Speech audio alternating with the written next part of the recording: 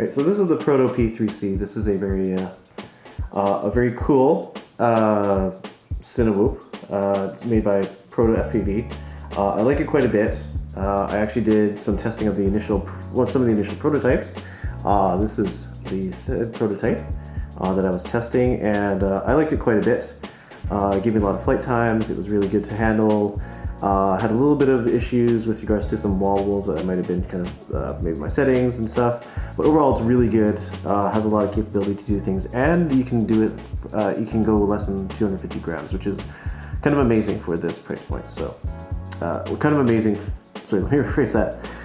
It can do sub 250 grams, which is great for this size because not a lot of 3 inches 3-inch Cinewhoops that are fully built can go less than 250 grams. Most of them start to go over once you put in the cameras and batteries and stuff. I'll see if I can show that at the end of how I load mine up once we maybe transfer this off. So to get straight into the building, what we're going to do is start with the frame, the outer frame here, and then work our way kind of towards the insides. I guess starting with some of the 3D printed parts, like so. 3D printed parts. And then kind of go from there and then kind of build it out. The package will also come with a variety of standoffs, screws, which will come in handy, more screws, a lot of zip ties. Don't forget you also have this part here, which is the battery plate. The shiftable battery plate, which is one of the cool things about this build, is you can shift the center of gravity. As the battery has a lot of weight, so it's able to kind of really move the center of gravity, influence it quite heavily depending where it's put. You can see on the prototype here that the center of gravity can be shifted. This plate can move forward, it can move backwards, and you can therefore move the center of gravity depending on how you want it to fly, depending on what your payload is, essentially get it centered, which makes it a lot easier to fly. Put that all out of the way.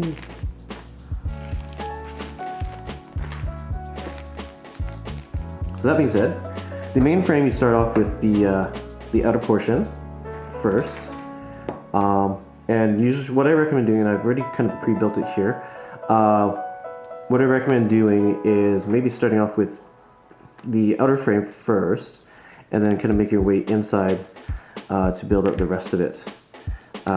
So you put all the pieces, some of the main pieces together, which I'll show you, and then you kind of connect them together. Now, one of the things I should note is that a lot of these are held in by, first off, these parts will clip in, and these parts will also clip in. It's a bit like a jigsaw puzzle where you have to really push it in where you have to really have the pieces come together to make it really fit and make it work. You'll find sometimes, you'll see that these pieces won't necessarily fit right away. You may have to bend it a little bit to kind of get it in the slot and then push it in. This is really good because it creates a lot of tension in the frame to kind of hold it all together. It makes it really strong and really tight, which is what you want with a frame, because any loose parts can definitely cause a lot of vibrations, and that shows up in your video feed and ultimately potentially your video product if you're doing any video work as well. Oh, I also forgot to mention there is a bag of these hex nuts, some mini hex standoffs, and a couple other screws as well, which we'll probably use near the end. And there's also this part here, which is going to be the bottom part to hold in everything, the AIO flight controller, your DJI, well for me it's DJI O3 or potentially your VTX. This goes on the bottom there.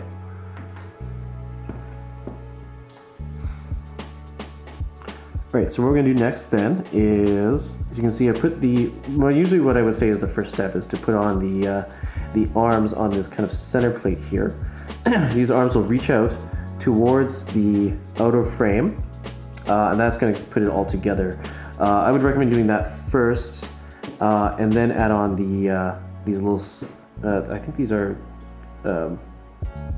frame. Okay, sorry, I lost my train of thought there. What we're going to do is, I think what I recommend doing is putting this part here in first. So this will kind of be like your camera holder. You can see it right there. So there we go. Camera holder section, parts in first. And I mentioned these parts will actually kind of like snap in. It has to be very tight, so it takes quite a bit of effort. but I recommend not putting too much effort, just enough to kind of get it snug in there. Otherwise, I think you'll find that it'll snap, and then you have a problem with carbon fiber stripping and stuff. So don't do that. Sometimes what you can do is actually use pliers to kind of push them in together, and I'll show you how to do that.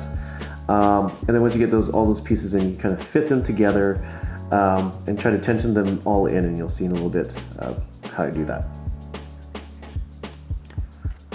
Trying to get it in there. Push it in, and jimmy it in. This one's going to take a bit of effort. As you can see, it's supposed to go all the way in. One of the mistakes I made with the initial build was maybe not putting it all the way in. So because this, as you can see, this part here is just kind of halfway in. It felt like it was almost all the way in, but I had to really squeeze it to push it in. And because what would happen is then all the parts wouldn't connect properly, and then you have some tension points and some other pieces kind of like stretching. It all has to line up together, so make sure that all your parts are snapped in properly. Also, I'm okay with the carbon fiber being a bit scratched myself, but what you can do is potentially use something, maybe not something like this, but like some sort of plastic cover or wrap of some sort, or electrical tape, to be able to kind of cover it, protect it while you're doing the squeeze, just so you don't have as much marring. Yeah, that's not going to work for this one, so I'm going to squeeze it from this angle here. So you can see I'm doing it quite slow, just so I can get it moved in. Oh, yeah, that's nice. I think that's a good sound. Patrick, if you're watching this, you're probably cringing a little bit. As you can see, I'm kind of... there we go. Oh, I like that sound. Almost there. I want to make sure that it's right to the edge of this. So you can see from this area, this one is in all, you can see it goes right to the edge. You want to make sure it goes right to the edge here as well. Otherwise, you can see that there's actually a slight difference in the lengths, and you want it to be obviously equal. I'll have to ask Patrick about why it snaps like that, but to me that's a bit of a satisfying sound. I just don't want it to snap where it's breaking, obviously, because that would be terrible. But you can see now we have it all, the front part put together. Let's move that, sorry. Front part put together, a little bit easier now. It's now even and pretty much ready to go. All right, so that makes our front section. Squeezed in as hard as it can. Now what you want to make sure is, kind of like with this side over here, is make sure that these connectors here are pushed in all the way. Again, I've made the mistake of pushing it maybe halfway or so, thinking it was fully in, but it wasn't able to. It wasn't fully as taut as it could be. It would tend to move and shift a little bit, and it made it so that when I was trying to put all the pieces together like so, it wouldn't match up properly because part of the pieces weren't put in together. Patrick has really put in the detail to be able to make it so that it has to be really in tight, and all the pieces have to be kind of really squeezed in as tight as they can, so that it meets the specifications of the design. Otherwise, you may find that there's parts. A little bit of movement in the frame. Either this will be like off to the side, it'll be a little bit of stretching of the frame here, or maybe have some stretching on this side here. You don't want that, obviously. I'm going to do the same here for these arms. So I'll show you kind of how I try to do it. It is a bit difficult. It takes a lot of jimmying and squeezing to get it right in there. Once it's in though, you have the satisfying click, and you can see it's all the way in. So I'm just squeezing these to make sure that they're fully in there. This one as well, just want to make sure there's no tension. So let me finish my thought here. You don't want to put too much damage to this section, because this is going to be a play apart for the motor pads that are 3D printed, which you'll need in a little bit. That part. One of these. You'll see it a bit. I'm just putting the arms on all four of these, putting the extender arms onto these four arms where the motor mounts are going to be. Let's put that in there. Now, I was trying to do it with pliers initially to really get it in there, but I think at times if you use your fingers and are just very careful, you could probably just snap it in with a little bit of, not too much wiggle, but just enough wiggle to get it to slide in. As I mentioned, sometimes there's material in place that makes it a little bit difficult to slide in. You don't want it too loose either, because that'll create some problems and vibration in your frames. But obviously you don't want to snap it or break it. Probably do a little bit more. There we go. What I had to do is actually, I realized I just had to tilt it a little bit upwards, a little bit like this way. in order to get it aligned properly. You can hear it clicked, which is great. I love that sound. Okay. I'm just trying to do it slowly, just because I don't want it to crack or anything like that. There we go. Oh, you heard that? It clicked in. So a little bit of jimmying. I had to just kind of jimmy it a little bit up, a little bit down, and a little bit of side to side as well to get in there, and then it's just slid in. Okay. You want these notches, you see these notches here, to line up with these. So this is actually the wrong way. Put it forward that way. These 4 holes is where your battery tray is going to go, and this is where the battery tray lines up. Either forward mounting, back mounting, maybe central mounting, or somewhere in between. Now the tricky part about this one is that there's is connecting all the parts together. Some of it will tension. You'll see that when we try to put it together, some of it will kind of be at tension. Like this will be bent maybe down. This will be maybe bent up or back a little bit. Hopefully not much movement, but the idea is to get it all, kind of like to snap it all together. So it's like a snap lock type of system. I think Patrick intended for that in order for it to work properly. So let's try to put it together really quickly. I'll do the front part first because this is going to align with these notches here. And then we can move ahead. And just aligning these arms here, putting them into the holes. I can't do that here because that's not lining up. There we go. Line that up here. There we go. See, this needs to go in here. I don't want to bend it too much.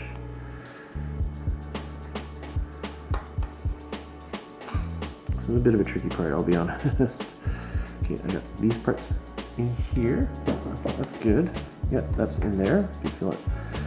This part I'll probably need to use pliers to push in. So this arm was able to go in pretty easily. You can see you want it kind of flush.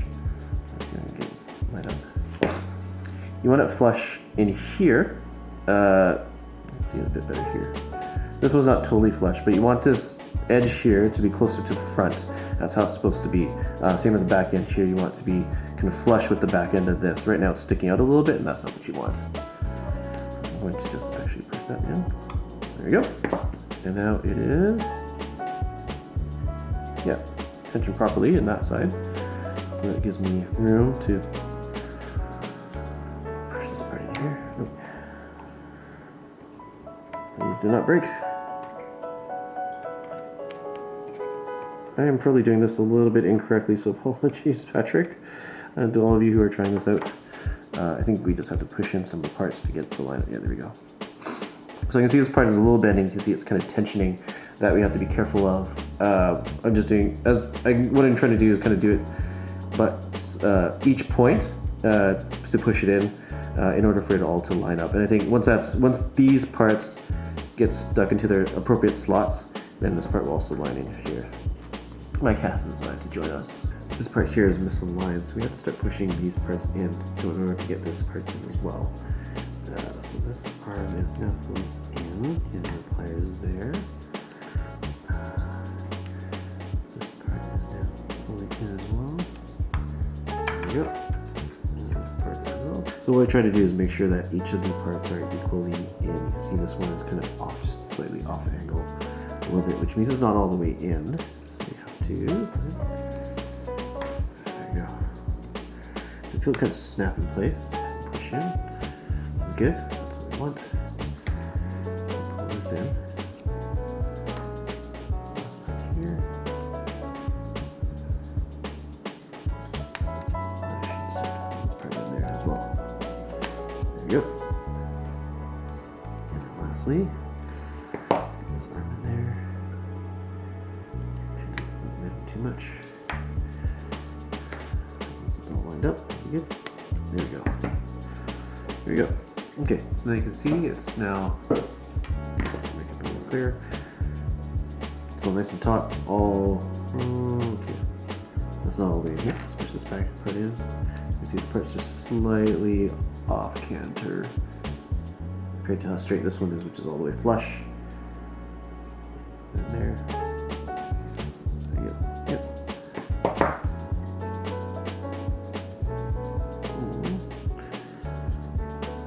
Possibly one part. So that's the thing, you got to make sure that all the pieces are lined up properly in order for it to tension properly.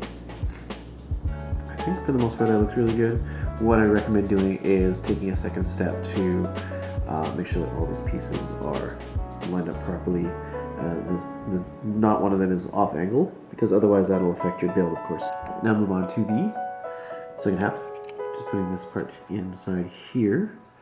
I think it doesn't really matter which way the holes go. Actually it does. What I'm probably going to do is put this part here. You can see I'll put it over this side here. On the bottom, just going to flip it. So the smaller hole. I'll go here. And I'll make it part of it. So small holes top, big holes on the bottom. Let's hope I'm right. Otherwise, I'm gonna have to reverse that. All right, and again, we do the same thing where we push all the pieces in. In this case, I think I'll probably start with the sides.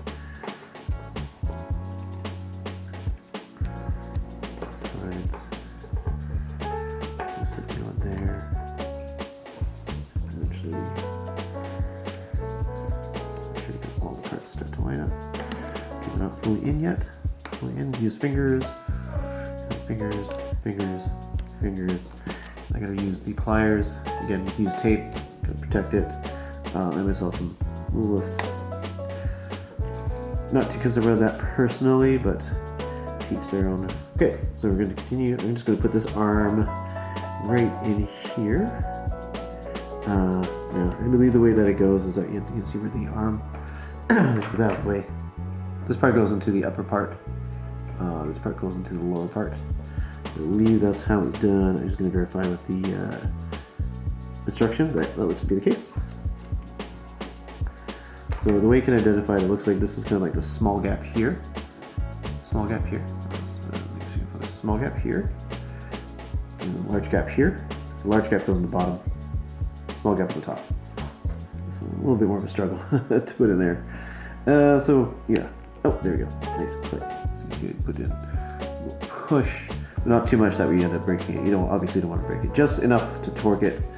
Put it in. So as I was going around and trying to line up the this extra bridge here for the frame and the border, I found that actually some of the pieces that I had initially clicked in were not quite as taut as they had been. There was a little, when I tried to line it up, you can see there's a little bit, it was almost like bending a bit. So keep an eye out for that when you're doing this build, because you want to make sure that it's all, this more or less sits flat and that none of it's kind of like torquing itself out of spec. Like so. I don't have it right now. Like sometimes this can be a little bit higher or lower. You want to more or less all lined up, because that's how it was designed in mind. And it should be a pretty straightforward build. If something is not lining up properly, then you know you've probably done it wrong. So you need to check. What I've done is maybe just kind of like jiggle these arms here to make sure that they're all in position, and then just do a line-up check. Make sure that they're all aligned properly, and that not one of these parts is like hanging lower. I love having these instructions. There's a lot of frames I've built where basically it was kind of like, look at the pictures on the line and good luck. So I'm really happy that Patrick took the time to build full-on models, full-on plans to be able to give you an idea on what it's supposed to look like. So for this one, I'm going to use my pliers to squeeze in. This will slide in. Perfect for that. It seems to be lining up pretty good. Alright, so that's the frame. Yeah, we're going to get into a little bit more on this. Let me actually see if we can start going to the 3D prints, because that's the next part, where we start to put in some of the bumper guards and some of the attachments that kind of like pull this all together, as well as some of the motor mount parts here, here, and here. Which will all come together soon, and then eventually we'll screw it all together. Well, part of it will be screwing it all together, and that's when you start to see it form together. But look here, this is the frame. It's pretty good, hey? As you can see, it's quite a bit different. Well, not totally different, but definitely some differences from the initial design. Looks like this area is a bit more strengthened. A little bit of movement is not all stuck together, but I think once it's all taut, it'll actually hold up a little bit stronger than this one. This was already pretty good. But I think definitely this looks to be a bit lighter, but also a bit stronger. So I'm actually really excited, because that means it's actually going to probably perform better than the initial prototype here. So I'm excited for that. So one of the things I'm going to mention is that when I was kind of going over this build and trying to figure out why some of the arms were not locking in place properly and why things were looking a little bit wonky, is because I realized that actually this section here I had not pulled in properly. This section here I did, because this area was loose and like one was a little bit forward and one was a little backward. It's kind of torquing the whole frame quite a bit to one side, and that made it so that arms were starting to pop off a little bit. So as a recommendation, what I had to do was use a set of lean nose pliers and try to find two holes, one hole in this camera cage part, probably this one here, and then one hole in the chassis. And what I had to do was very gently with the right needle nose pliers, I'm gonna put, and I can do it here because I don't scratch anymore, is to, let's see what you do here, kind of try to pull them together if you can with these pliers. I tried to use it with my hand, it was very difficult to do. Definitely the pliers would help, or at the very least when you do the build, just make sure that there's no, what I recommend doing is taking a look at here, just check to make sure there's no gaps. Just get there. There's no gaps in this area. You can usually see like a little bit of an air bubble, or like not air bubble, like a white space, or like a clear area. These two parts should be basically flush, so that this insert and this insert will fit in together. As you can see now they're properly taut, and I can stick everything together, and now it's all put together in one place. But initially that was a bit of an issue. So something to keep in mind with this frame is that when you're building it, is to make sure that all the parts are really taut and stuck. And if it seems like maybe that the frame for some reason is not aligned properly, that maybe one of the arms is swaying this way, or maybe it's a little bending a little bit vertically or horizontally, means that probably one of the pieces is not fully inserted, and in which case you'll need to use either a set of pliers or some elbow grease without breaking it to get it in there. But once it's in there, everything lines up, as you can see. So pretty happy now that it's all lined up. Okay, so what we're going to do now on this one is what we're going to do is the foam bumper. Sorry, not the foam bumper, is the 3D printed bumpers. Where's my foam one? It's right over here. That we're going to attach, and then after that we are going to put on the part that connects this. There's a little bridge area right here. There's a little section 3D print that actually secures this area, this arm to this frame area. This area of the frame, which is the part of the bumper, the surrounding area. But the first thing you want to do is grab one of these, and also make sure that you have 4 hex nuts ready to go. Probably find in this bag here. I can see that. Yep.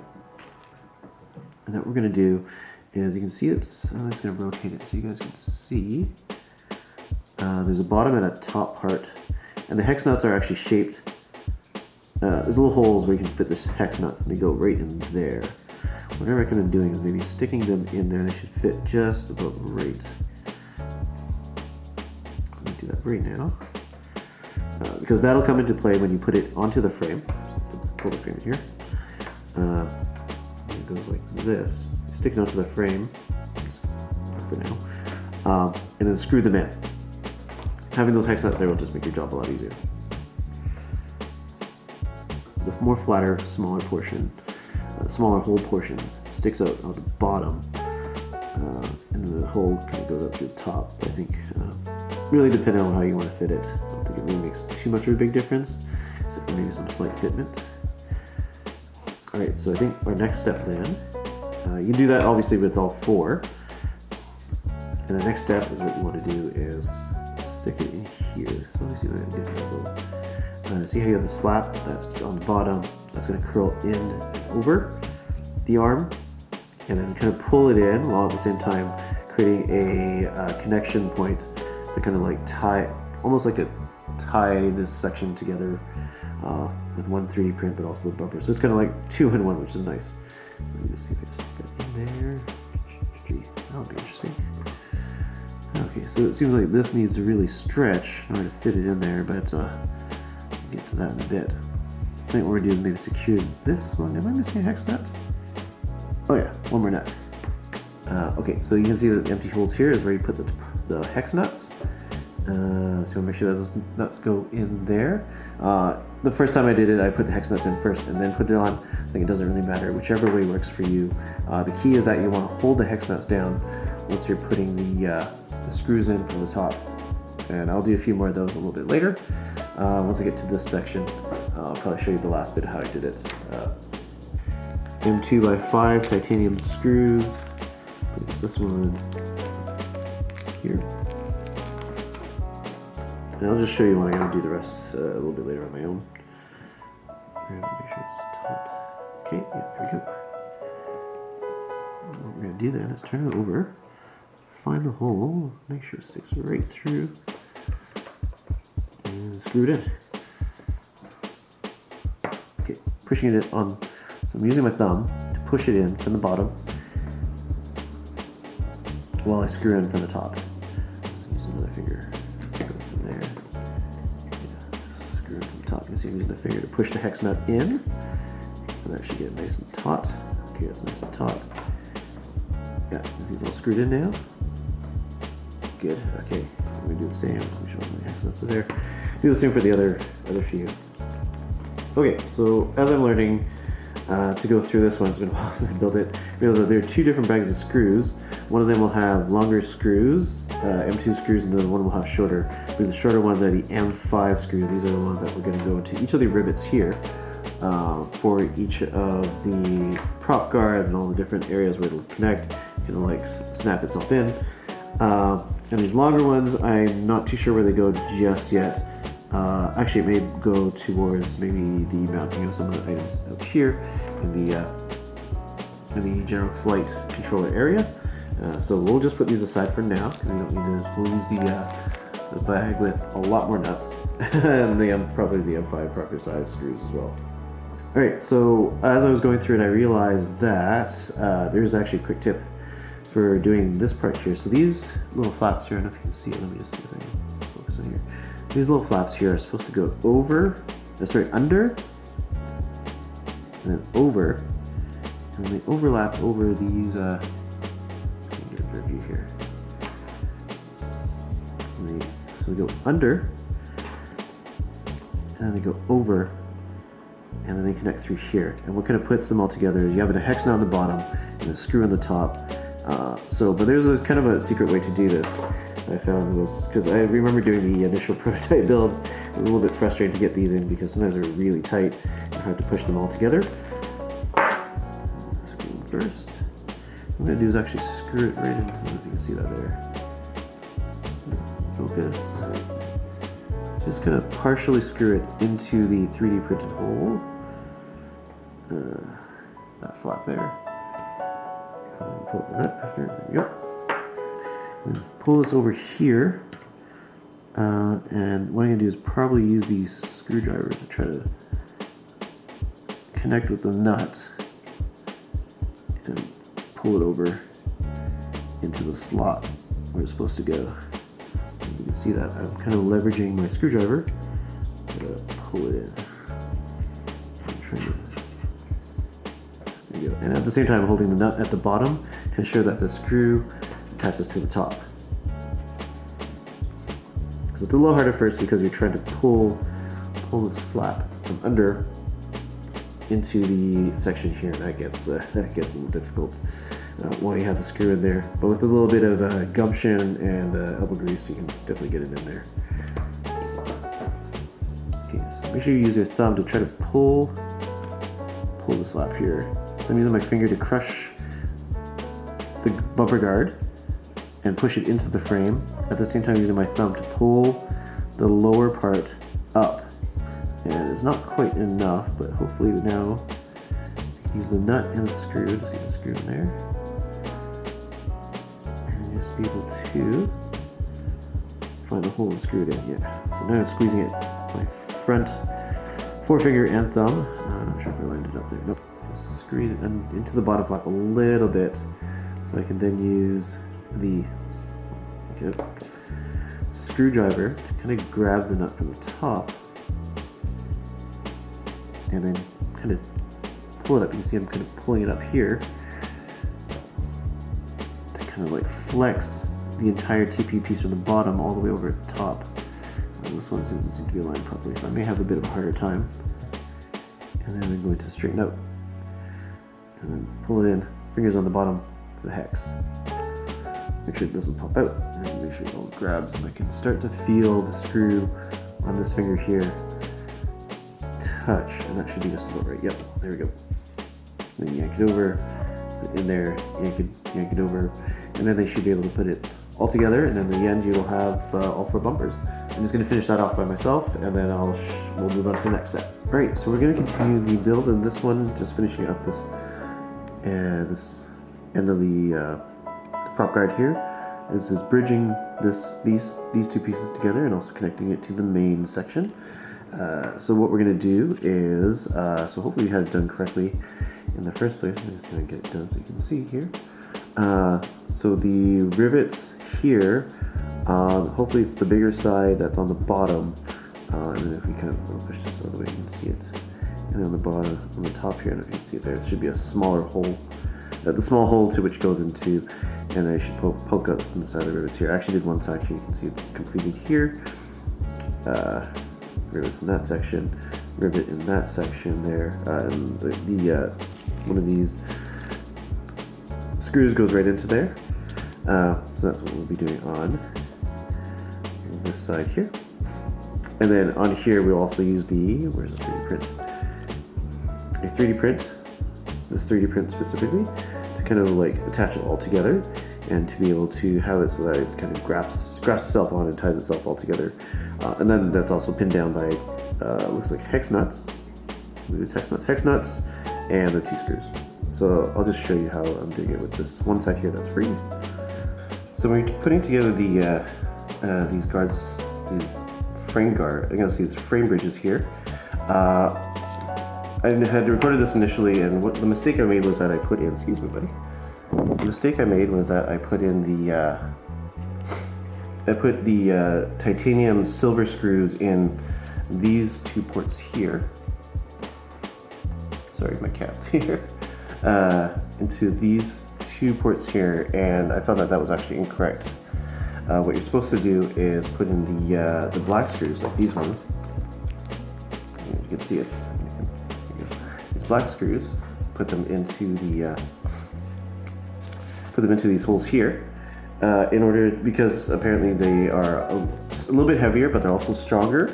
And these black screws are meant for areas that are going to be load bearing. So these areas, 2 areas right here, are load bearing.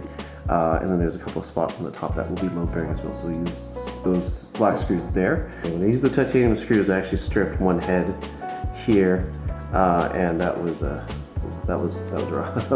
The titanium screws tend to be quite, while they're super light, I think they aren't quite as up to the same amount of tension or force that we use with regular screws. So just a heads up on that.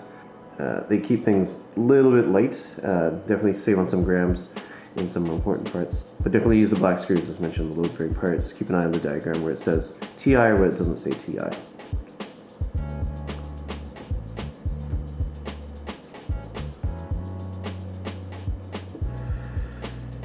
Excellent. Okay. Next part is putting the 3D printed sleeve part into the little connector here. So looking at the instructions, I believe we're supposed to put the side with the up and bottom cover, upper and lower cover onto the side facing out, and the single flaps section is going to go around and over to kind of form a bit of a tie or a grasp. Just make sure it's aligned properly here. So you want to make sure that your 3D print also aligns with the slip there. So as I'm putting this in, you want to make sure that the 3D print actually aligns with the alignment of the. So there's like a little ridge here created by this arm. You can see from here. A little ridge here. You want to just make sure that it goes. Let's see. Like it's inserted kind of halfway in between all the pieces, so it should basically all slide through once I get this. Okay, and yank it over a little bit. Yep. You see that's how it's supposed to go. Put that in there. And what you do is in my other builds is screw it right into this. You guys can see that right in here. Just screw it in a little bit into the flap, and then kind of yank the flap over using the screw and the screwdriver over to the other part here. So I had to jimmy it a bit, but once I got in there, I managed to find the hole, which makes it a whole lot easier. Just screw down, make sure it catches the hex nut. Yep, you can feel on the bottom here. So something you'll notice about the motor pad, the arms, is that there's this little groove here. I'll just show on this for the camera first. Over here, and also on this arm as well, there's like a little groove as well, right? So let me show it to you. And over here, where the 3D print will kind of like latch onto, and it'll also kind of be held, obviously when the motor's in, it'll be held in place through here, but also grabs into here as almost like a little bit of a collar. So I'll try to show you that by putting it in this one. And I think you can usually do this first by placing it with your fingers, and then applying maybe some pressure with the pliers. I'm just going to see, I've lined it up like so. Do it from the top, like so. And I'm just going to push it in. Just remove some off. Just to really get them in there. Yep. And then we'll do that for all 4. 1, 2, 3, 4. So I'll just do that really quickly now.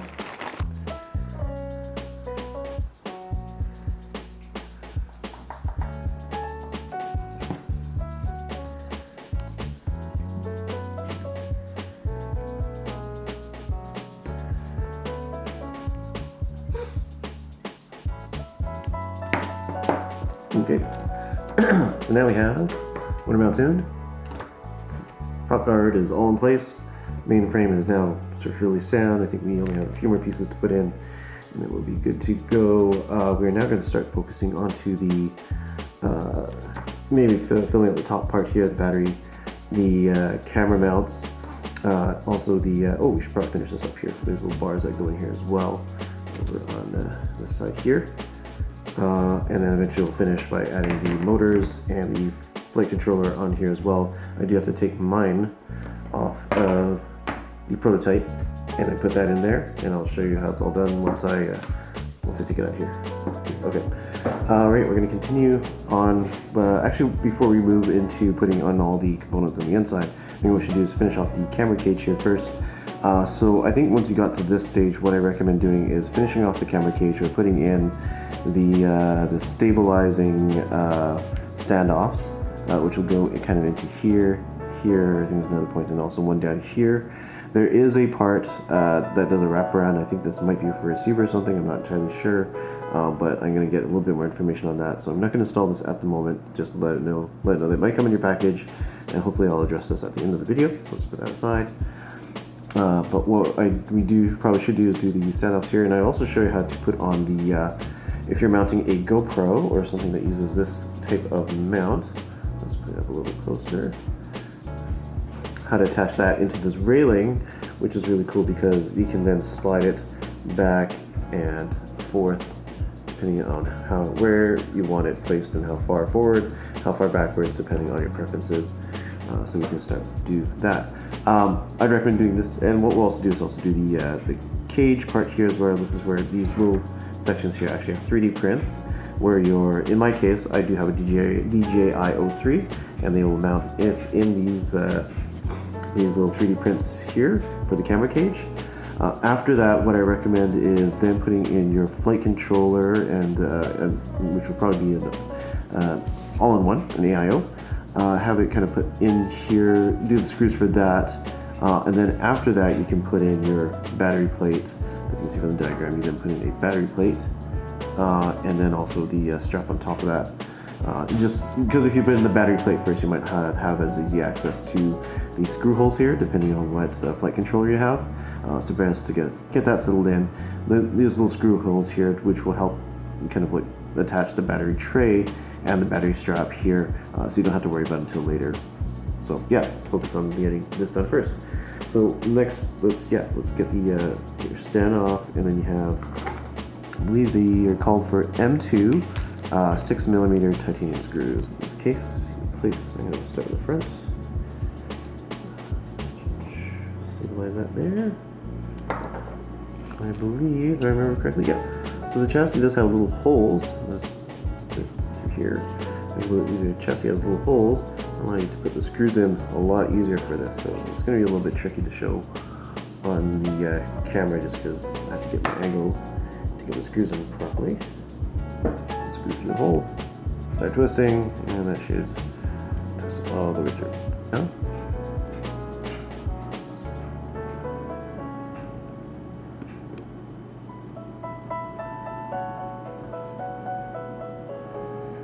screw that in. So make sure that's nice and taut. And coming from this end, make that nice and taut as well. There we go. That. Moving. And then we have, looks like, another one up here to stabilize that. So I'll go through this here, so just get another. Okay, this one's a lot easier because it's out in the open. Just put it right through the screw hole at the top. Just get my hand out of the way so you can see. Just like so.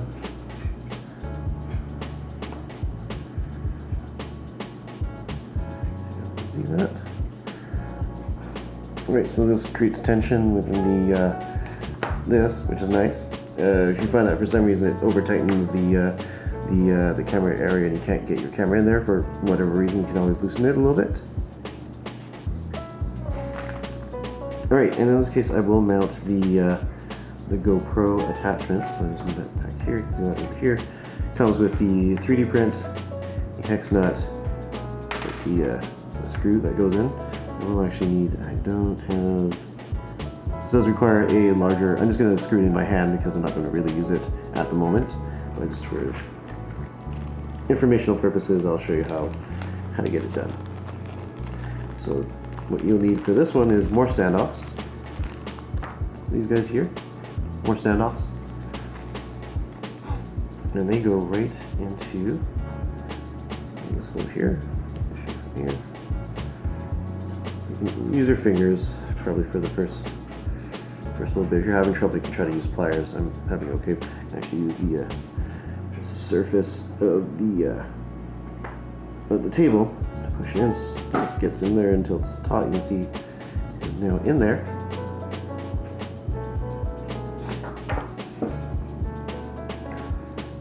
Get this in here. All the way in. Alright, grab your two M2 6mm screws.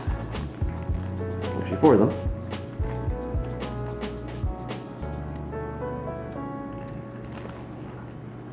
Before we do that, actually, we'll just get the hex nut in here. So push it in. And what I'm going to do is make sure that the. For me, I like to have. Well, this one doesn't have much of a flange edge. One of the ends tends to be a little bit tighter than the other. I usually put that in first, just so the hex nut has something to grab. I have managed to stick it in. I had to use a little bit of pressure and make sure it was fully aligned, and actually a little bit of pliers to get the stick in there. And what we do is I think this camera's done here. Let's go over so you see the screws in there. Well, obviously you apply your GoPro first. Put your GoPro in there first before you put in the screw, but it's just for your purposes. And then obviously once it's in there, you do screw this into that, and that'll lock yours. Hopefully it'll lock hopefully it'll lock your camera into place. What we're going to do is align it into the slide rail, like so.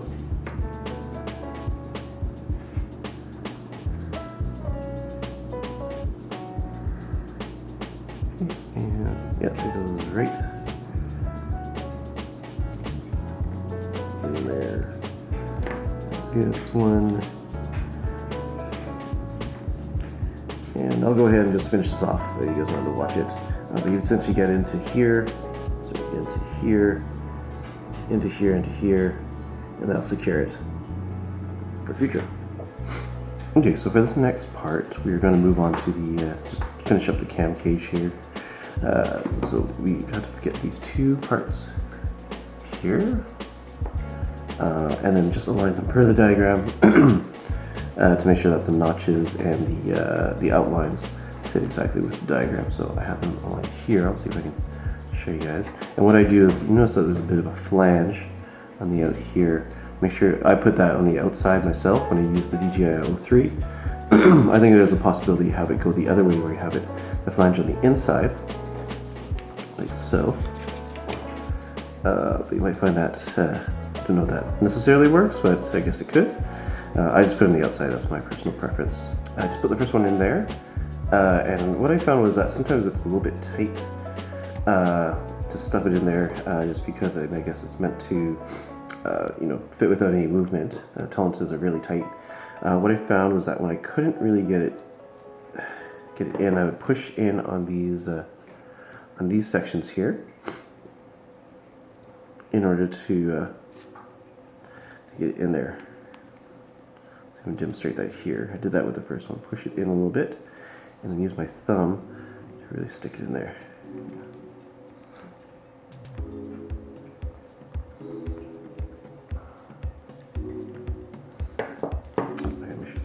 Yeah, it's the right way.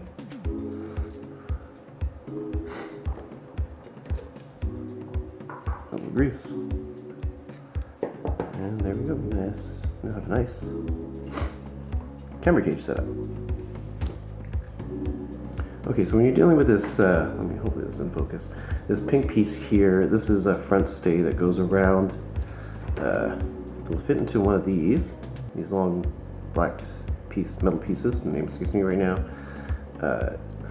Sticks on in the middle, and you put it into your frame part here, and then actually what it does is it'll flick around.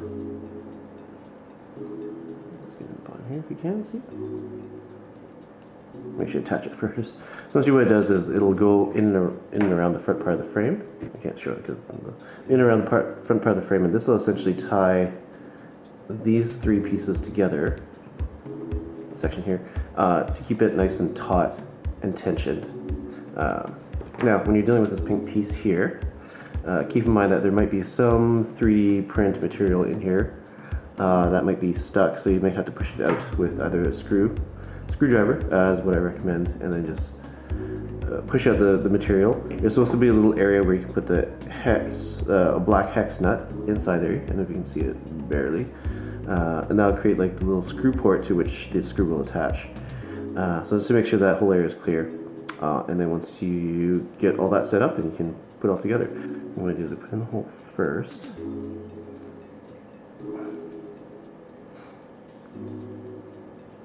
And I kind of go through here to put the front stay in. I believe this is one of the titanium screws that you're supposed to put in, just because it's lighter. I think we've got to save our black screws for the other parts of the drone.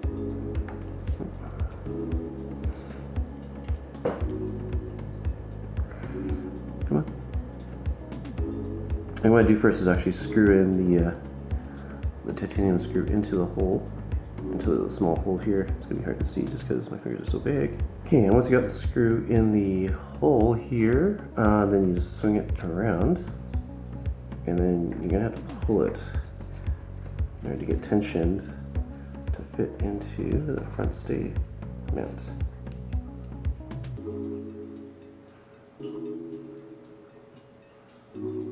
There we go. Just using the screw to kind of align it to screw it into the section, and I think we're getting some tension finally. Yeah, there we go. There's the tension. Okay, so I'm gonna try not to strip it, but tighten it to about 2 fingers worth. There we go. That's our front stay. Mine's not aligned properly. Can probably slide it just a little bit to be a bit more centered. Well, there you go. And that completes the main frame section. So now what we're going to do is move on to the some of the innards. I think we'll probably put in some standoffs to get ready to put in your flight controller, VTX, and also start mounting the motors as well. And yeah, we're almost there. We're almost done. Okay, so I've gone ahead and pulled out this black bag here, which contains some standoffs and some black screws, and this will be used to put in the internal bit right down in here. Let's go ahead and do that. Find that there's 4 screw holes, 1, 2, 3, 4, and these will kind of resemble a cross in terms of what it looks like. So it's upside down cross. This side of the cross, and of course it'll be on the bottom side. So let's go ahead and do that. So for my first screw is right in here in the back section. Oh, before we do that, in the back section you'll have to consider that you're going to have an antenna mount. So we'll do that one last. Before we move on to the interior, actually there's one part I forgot. We're supposed to put in these little, what does he call them? Top center stays, and these are to pull in these bridge guards into the main frame section, kind of like how we had these motor mounts here. And remember when we did the motor mounts, we just kind of clipped it, kind of pushed it in and clipped it. I think this is kind of the same here as well. So this will just be put in like so, and it looks like these will actually go through the that one here, the standoffs that will go on the bottom. So that'll screw in from the bottom down here, and actually you have to have it clip into this little section right in here. Okay, so I've got one in there already. I just clipped it in using a pliers, and then just pushed it in with the pliers into this little groove here. We can do the same on the other side. There we go. Nice little click. Put some of the standoffs in here since they can hold in place, and then we'll screw them in from the top.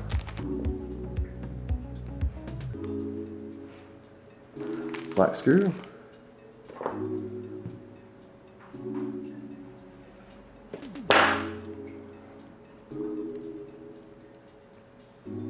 There you go, and just careful, I'm going to push it down so you don't strip.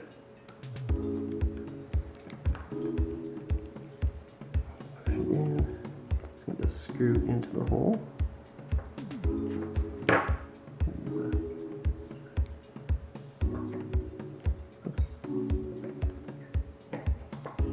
Going to use my fingers to kind of line it up, and then we'll use a screwdriver to push it down.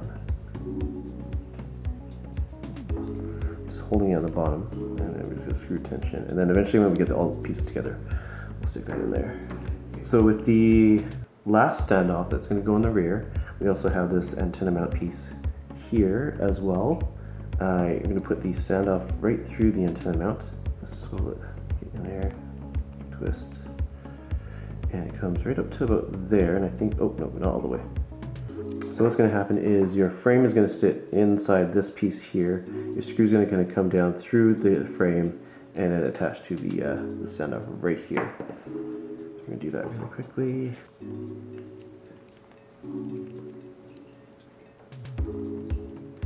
Okay. I think we'll get a chance to tighten it once we have all the pieces in play, but I'm just going to go ahead and do that. There you go. So there you go, we're getting there. So we're gonna move on to the flight controller mounting, if we can get to it. You can see that there's 2 patterns here. I think that's I'll say that's a 20 by 20, and then also a 25.5 by 25.5. So note that when you mount an AIO, it's actually gonna be in a square configuration rather than a diamond configuration. So just a heads up when you're setting up your flight controller, because most likely your battery port's not going to come out this side. It's going to come out a bit to this side or this side, depending on how you mount it, or this side, depending on how you mount it and orient it. What you will need is, I got this bag here, which has some longer countersunk screws. These ones here. And what I'm going to do is actually set them up with a hex nut so that they do sit here. And the reason I use a hex nut is so that there's less chance of the flight controller touching the frame, because we wouldn't want that, right? So what we're going to do is take one of these screws and mount it in there. And grab a hex nut. And there's different ways to do this, just make sure you get your hex nut and the countersunk screw in place. I'm just doing it like so. Spin it with my finger. 1, 2, 3, and then 4. And that'll be your flight controller mounting. Just gonna go and finish off the rest. Okay, so in the process of my building that part, I realized that Patrick had provided 2 types of hex nuts. I don't know if you can see it. There's a big one, larger one here, and a smaller one here. And my understanding, and I don't know if this is true, but my understanding is that it's to have it so that your flight controller can sit either low or higher from the bottom of the frame. The reason that being that is that if you have components maybe on the bottom of your flight controller, you don't want it to touch the carbon frame and essentially short and possibly short itself out. I think my components are far enough away that I don't need to put the larger standoff. So I'm using the smaller ones on these screws. These screws here, as you can see. And then the flight control will just sit on top of that. If I find that I'll do maybe a quick check before I turn on everything, but when I set the flight controller, I'm going to check to see and make sure that the parts actually do not touch the frame here. We're just going to go ahead and start doing the battery plate, which is really cool because, as you can see, when you put it on, it has the opportunity to slide. You can see that. Let's see if I show it from the top. Slide between the different hole mounts, 1, 2, 3, and 4. So you can have your battery a little bit more forward. You go that forward. Yeah, I guess up to that forward, or all the way at the back, or somewhere in between. I usually mount it, I think, 2/3 of the way. 3/4 of the way. But I think that it doesn't. That I can probably adjust on the fly, which is the great thing about this. Now, what you'll need is the battery strap itself, the battery plate, and also a M2x6 flat screw. So one of these guys here. I don't know if you can see it. Let me just show it to you. Really small, one of these guys, and it's going to go through here. So what we do is find the hole. There's going to be a little hole here as well. In this case, I think we require, look for the ProtoFPV logo. You're going to need that. That's going to be right here. And that should be facing up when we put down the lipo plate down on it.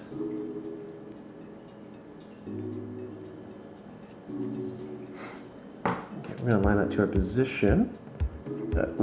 Make sure that it is backwards facing. We'll go to the 3/4 hole. You guys see that? Just screw it in, and it should attach to the frame. That's gonna tighten so that your battery doesn't fly off, but not too much. I guess if you really want to be safe, you could put on some stuff to make the screw stay in there a little bit longer. Since we have most of this part done already, we're actually going to move on to the bottom. We're going to get started on the bottom plate here, and what that's going to do, that's going to attach, so you can see from here right onto the bottom, and that's going to be your little hub for where you put your VTX and your flight controller, and then your receiver if you can fit in there, and then as well as the antenna comes out this way as well. So to do this part, we're just going to get this started, have it ready to go when we need it, and what we're going to do is actually put on the balanced foot.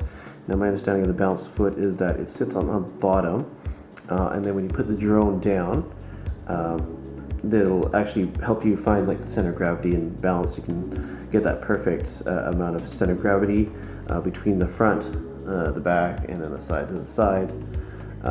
Well, hopefully it'll be able to tell you if you're off, and ideally I guess it'll kind of balance if everything's set, and if it's maybe more front weighted, you'll know. Front motors will obviously have to work harder to compensate, so something to consider. That's one of the benefits of P3C, is that ability to keep it all stable and neutral so that your motors are all working. One side of the motors is not working more than the other. The M2 nut that we grab here, this black piece, and this balanced foot, you're going to put the M2 nut into the balanced foot. There we go. Put in the screw there, and then we're going to, I'm just going to manually screw mine in this way, but once we get it aligned and starting to stick together, I'm then going to hold it with my finger. Use the screw here to, use a proper screwdriver and put the screw into the nut. Okay, so that'll be cool when we get it set down. Okay, since we put this part together, I figured I might as well get started on the O3 mount. Now the The package comes with both an O3 mount and I guess also this little piece here, which is supposed to go, I believe, on the bottom plate. Let's pull it out here. But this can also be used as a way to tension down the VTX. I'll see if I can show that in another part of the video. If not, you can always reach out to ProtoFPV if you're using something like a walk snail or avatar or some other setup as well. Just put that there. But for this part, what we need is the two, basically like a cage holder, or like the VTX holders. Note that there's little sections here. You can see it, little holes. In here goes the M2's hex nuts, and that's what's going to allow the screw to grab onto. Screwed in from the bottom. So let me just get the hex nuts in there. You're just going to snap those in there. I've already done one set, as you can see from here. What I'd probably do is find the nut face with the flat edge, so it's very small enough you can really see it. But this will kind of be the top edge where you can see like there's a little bit of space in the middle of this of the hex nut. I'm usually putting it down like so, in down configuration into the stays there. You see that it's flush, pretty flush with the O3 holder. So I've gone ahead and put one of the O3 holders onto the O3 here, as you can see. I'm just going to slide the other one onto the open edges, so we don't have to go through the antennas or through the lines here, onto the open edges. Just stick it right on. You know it's gonna it's gonna flare a bit, and I think that's just so that once you screw it in, it'll actually, you can see it's flared a bit, so it's not exactly attaching. I suspect that maybe once it's attached on, it'll start to tension itself to squeeze in, and what that's going to do is actually hold the O3 really, really tightly, which is great because the last thing you want is you get into a bump and your O3 comes loose, or your VTX comes loose otherwise, and then you know it's hitting items and doing not so great things. Now when you're putting it into here, it's not going to be like so. Could it be like so? No, like I said, it's going to have to be in an X configuration just so that it's, when we mount it, you'll see that we don't want it to hit the propellers to hit it. That's one of the things you have to keep in mind on this frame, is that these components here are going to actually get pretty close to the propellers, and we're going to do our best with zip ties to make sure that that doesn't happen, that they're kind of like tucked away inside this section here, so that when the propellers spin, you're not getting contact. So I'm just going to mount it like so, and you can see I'm trying to line it up. Trying to line the screw holes and then screw it into the bottom here. And the key is to kind of make sure that that your VTX is going to be square. And it's going to see if I can do that from the top down view.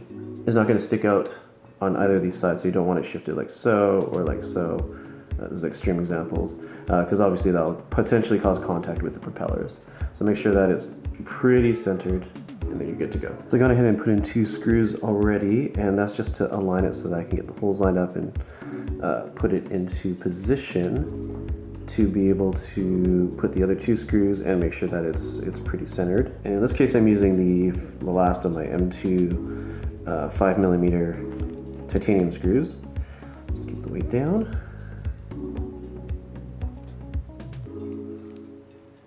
And again, just making it loose before we put it tighten them all the way through, because that would cause some. You want it taut, but not stripping your screws. Pretty good.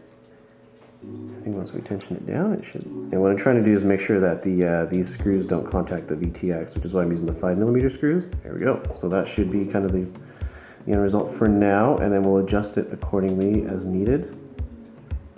And hopefully there won't be too much movement. The P3C is not really meant for freestyling anyway, or for bumping into a lot of stuff, and hopefully you're not, even if you're going at speed, hopefully you're not going to go into a metal pole or anything like that. More on that in my review, but we'll talk about that later. We're just going to actually put this DJI aside, just leave it here for now on the side. We'll put that in a bit later. But what we're going to do now is actually, now that we've kind of got ourselves all set up, actually just pre-put in my flight controller. And probably what we'll do at this time is start locking down all the stuff to go inside here. So You can see there's put in little hex nuts here just to make sure that it's raised away from this little center column of metal. Hopefully it doesn't touch the flight controller as I mentioned. And then we'll mount our motors to each of these sections here, and that'll hopefully get all the internals starting to sit in place. And then over here we have the antenna mount where we'll be putting our, you see there's a little slit there, a slit through which we can put in our little VTX antenna. And also in my case I have Crossfire, 2 little sticks. I'm going to be putting together to fit in this little area here. So what I'll do is I'll now put in the flight controller, and then I'll put in the motor mounts just so that they're all stuck on. I'll do that all in one shot. In my case, I actually put the motors in. These motors were already wired in from my last build. This flight controller is actually from a Pavo 30 from Beta FPV. I'm using it here in this build just because it was the only one I had on hand that could do it. Okay, so this will go. So this can be specific to your board, however you want to orient it. I just had it this way because that's how I had it in my last ProtoP3C build. Just stick it on there.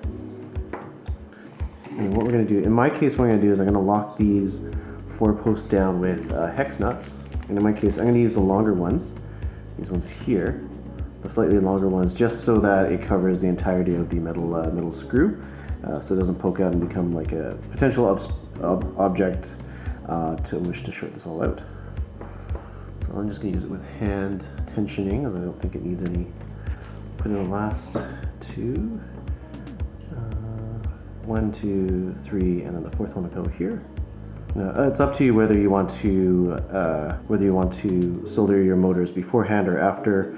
Might be good after the fact, just because you need to figure out how to wire them up. Because as you can see, it's not in a diamond formation, which would allow for equal motor lengths. But in my case, it was actually a square formation, which means that the motor lengths are a bit odd in this case. Let's move this over here for now. As you can see, this one has a slightly longer approach. So this one will actually go around there, and this one will go over here. This one goes over on this end, yeah, right there. And this one also goes over here. Yeah, and then you just have to make sure your board orientation when you go into beta flight is set properly for that. So this will be the front. You actually have to twist it over like so, nice and taut, so we don't have anything too loose.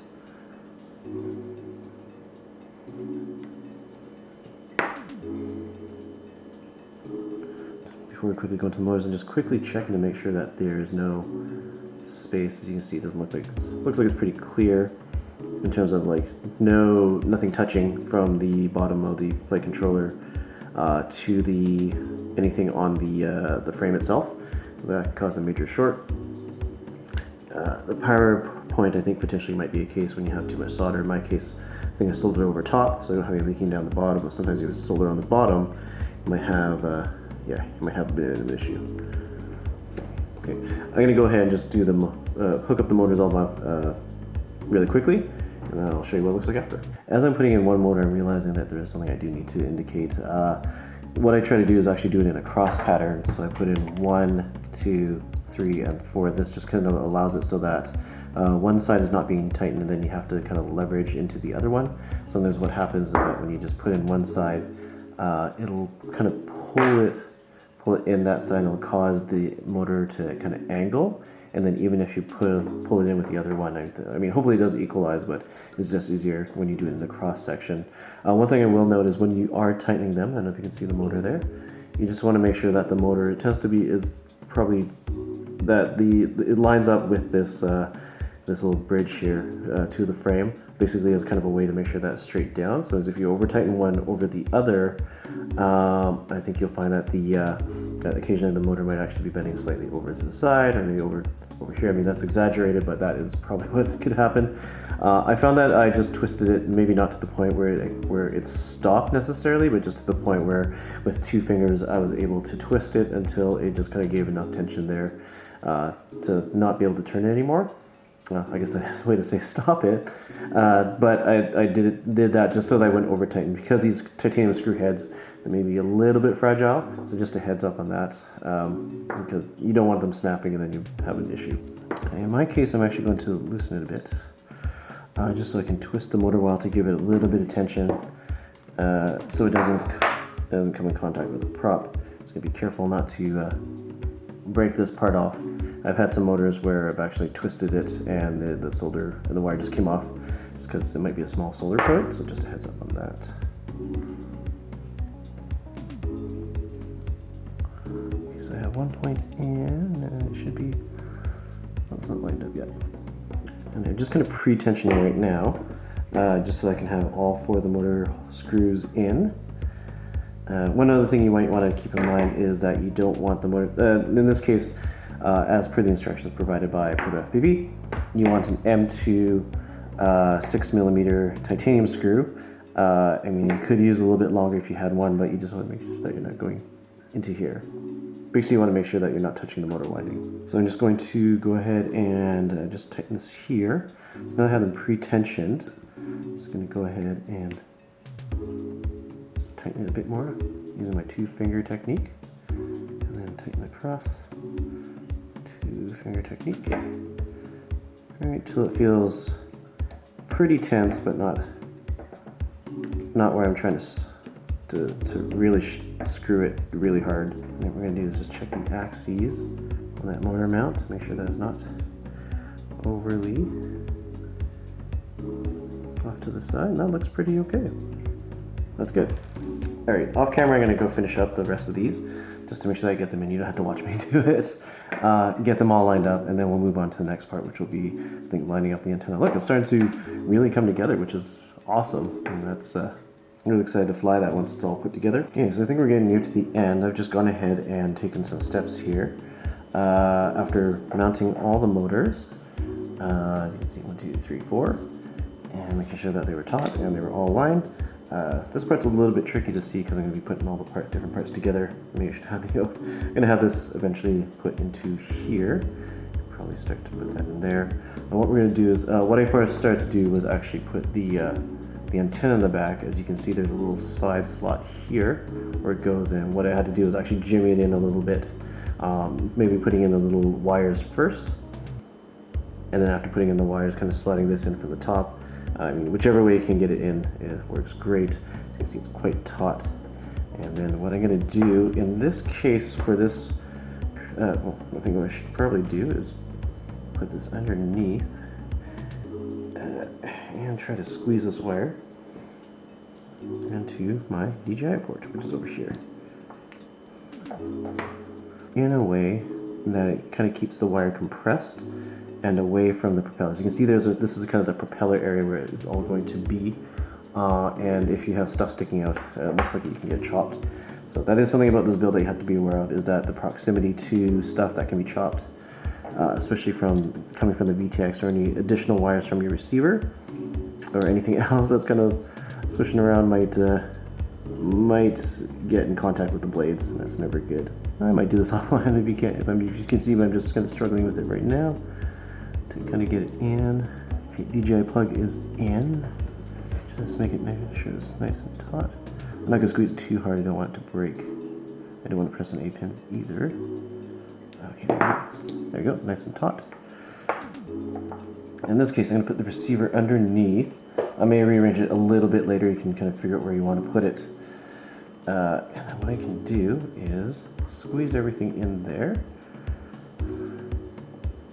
And then try to get, I don't know if you can see from here, from this angle, I'm going to try to get this DJI wire in and underneath, just so it's out of the way of everything. And what we can do is reinforce that with zip ties. So it's getting compressed with the receiver, I think. Okay, I might actually have to remove the receiver. So I'm going to have to find a space for the receiver. I might have to probably fit over here, or maybe on the top somewhere. So I'm just going to keep it out for now for the sake of demonstration purposes. And then for your own build, you'll have to find your own way to put it in. And then from there. And then what you do is put in the last 4 screws. 1, 2, 3, and 4. And you put in, and that'll screw it in all together. The bottom stays M2 by 6. And these are the black ones. So you want the black ones for the bottom here. So I'm just going to go ahead and do that off camera and then see if I can get the rest set up, and then we'll see what it looks like. As you can see, I managed to put the 4 screws in, and now it's all nice and taut. And I can see that there's a little bit of wire here, so we'll have to figure out how to compress that in. What I did is I did put the wire underneath and kind of compressed in here, just so it's not sticking out, because you can see the, I'll get some props a bit later to kind of show you kind of the clearance that you need. The props will swing over here. You can see it might catch this, so you gotta keep that in mind. Over here, it'll catch this area, and make this all taut. I actually stuffed the receiver in here for now. I won't do it in this video how I finally probably put in like some sticky tape or something, just to make sure it's stuck in there, and I put my antenna through here. This will be stuck together, so don't mind the fact that it's flappy right now. It won't be flappy on the final build. But hey, it's starting to look like a drone. Now the final thing we have to do is put in the camera. So I'm just going to go ahead and do that. Now I have a filter on mine right now, so it's going to make it a little bit more difficult. I'm just going to pop it off. Oh, there we go. Yeah, so we'll have it stick out just enough. And what we have to do is use M2 screws with these provided this divided rings, O-rings. There's a specific name for it. I can't really figure it out. I don't know if you can see that. Small little O-ring, M2 screw. And what we're going to do is put the little O-ring. Sorry, I think the washer. That's what it's called. It's called a washer. Put the washer onto the screw. So it looks like so. Can you see that? So it looks like so. And then we're going to put it into the, oh, I have mine reversed here, so I'm going to fix that. Oh, so I'm reversed here. Wow. Okay, let me fix that, and then we'll do it again. Okay, so I managed to get one of the screws in to the into the O3 camera here. And so I managed to do that by first taking the O3 and then lining it up so that I could see the hole through here. And then once I saw the hole, I tried to hold it as steady as I could with my fingers, and then I screwed it in using the nut with the washer, or the screw with the washer, oops. And then just screwed in, and now we've got a placeholder, and I can put in the rest of the screws, 1, 2, and 3 and 4, and you can see that these, from the top you can go kind of over the bridge, and for the last one you can go actually right under, which is perfect. You don't have to do any 90-degree right angle, which is really nice. It's a design choice I really appreciate, having to build other Cinewhoops like this too. So I'm going to go ahead and do that off camera again, just to note that it's a washer and a screw, and they go into the respective holes. That'll be in this case this one here, the little curve, and then the straight line here. And I think there's different mounting options as well depending on your camera. If you're using something like an Avatar and an analog camera or something else completely different. This is just the way that's set up for the I set it up for the O3, and probably the better way to do it through the O3, just because it allows it to mount a little filter in the front that just kind of, I'm not going to touch it, just flush enough so that it pokes out, but not too much that it's exposed, which is great. So another good design choice. I'm going to go ahead and do that off camera, and then I'll show you the final result. I just found out something while I was doing this. So the reason we have a little tilt and the straight line is because then you can bend your camera up or down. Up or down, it just pivots. That's great.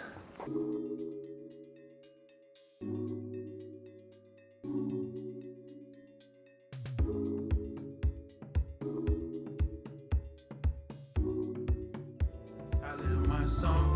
I'm not opposed to praying, but it been so long. If you in the sky, not just in my thought. With no one else around to catch me if I fall. Will you take my call? Or will you just let it ring? Point out a list of my mistakes, and that could be anything. Most of the time I'm reminiscing, cause my current is stitches. Tend to think that I'm too late to pay this patient a visit. Live my spirit with some spirits, but the lyrics say different, and the mirrors say nothing. Still appear that they listen. Roll call, are you here or in a state of indifference? Fair for none, that's fair for all, a free for all in that system. And they'll cut you to pieces, make you the steak for their dinner. These days you commit treason, trying to say how you feeling, but I'm gonna be the one to make it, inshallah, God willing. Until time I'm chilling, trying to feed my village and erase all ceilings.